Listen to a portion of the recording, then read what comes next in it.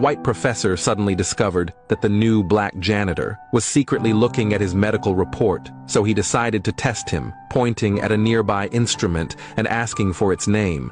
Van Slyke Neal gas manometer, sir, doctor. They are indeed. The professor was a bit incredulous because the answer was completely correct. After observing the black man's hands, he handed him a pair of test tube tongs and told him to pick up a test tube nearby. But the black man did it very easily, so he decided to increase the difficulty, telling him to use his left hand instead, but he was still very steady. He could even pick up a cork and close the bottle with a reverse grip.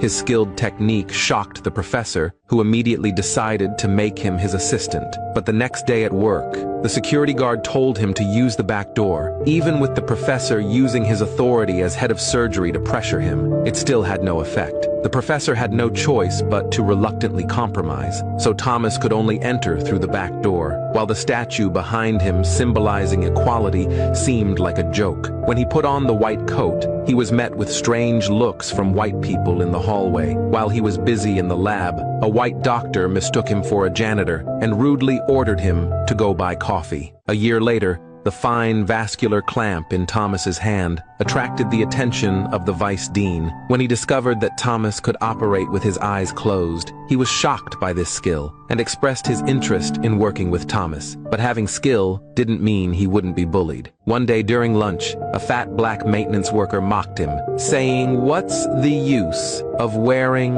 a white coat?" He was just another third-class employee like him, even earning just a few dollars more. Thomas immediately went to HR, and after repeated confirmation, he found out that his position at the medical school was not a lab technician, but a third-class maintenance worker, until a joking remark from the professor made his long-suppressed feelings completely explode. If you kill that dog, I swear I will take it out of your paycheck.